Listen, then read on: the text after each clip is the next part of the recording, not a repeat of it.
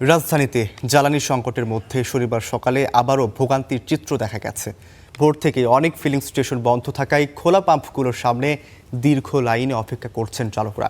সীমিত সরবরাহের কারণে কিছু স্টেশনে অল্প সময়ের জন্য তেল বিক্রি হলেও দ্রুতই শেষ হয়ে যায় মজুত। সংশ্লিষ্টরা বলছেন, ডিপো থেকে বরাদ্দ কম থাকায় নির্দিষ্ট সময়ে সীমিত পরিমাণে জ্বালানি দিতে হচ্ছে।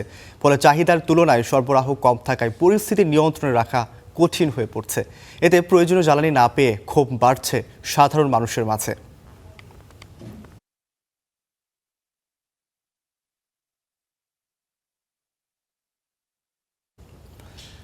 দর্শক, এ বিষয়ে আরও জানাতে রাজধানী তেজগাঁও থেকে যুক্ত হচ্ছেন আমাদের সহকর্মী ফাহিম ইউসুফ। আমরা ইউসুফের সাথেই এখন যুক্ত হব। ইউসুফ, বেশ কিছুদিন ধরে জ্বালানির সংকট দেখা দিয়েছে।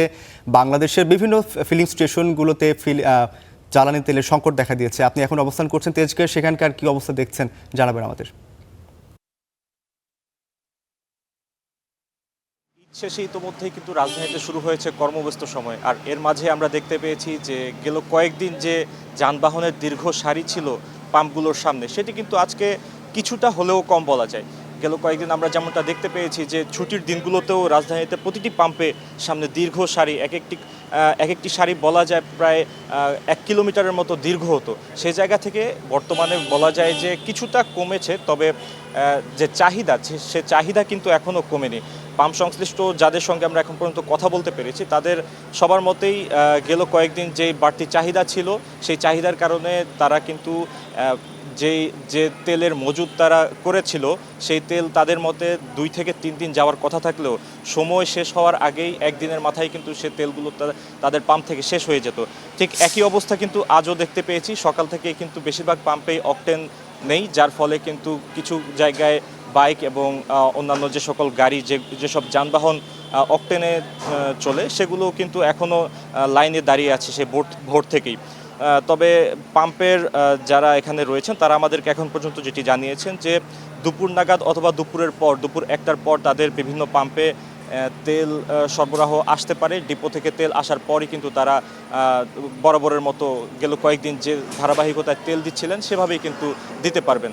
তবে অন্যান্য যদি বলে রাখি যে ডিজেল, পেট্রোল এগুলোর যে চাহিদা অনুযায়ী কিন্তু পাম্প কর্তৃপক্ষ যেটি বলছে যে তারা কিন্তু সরবরাহ করতে পারছে।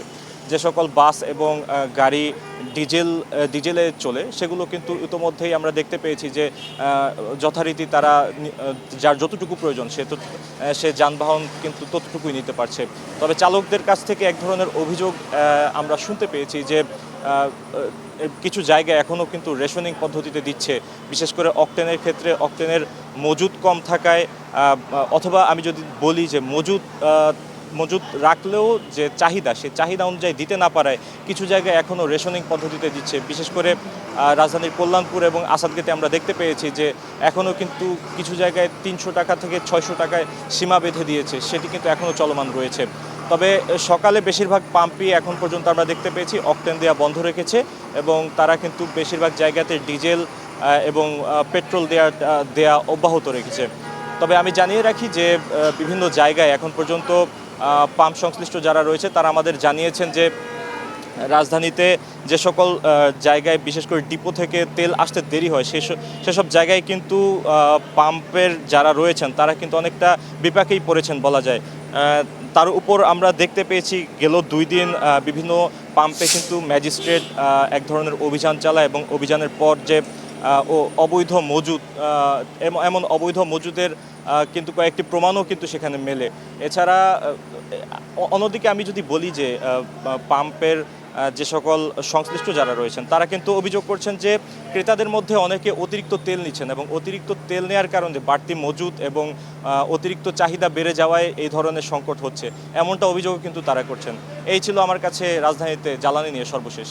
ফাহিম, আপনাকে ধন্যবাদ।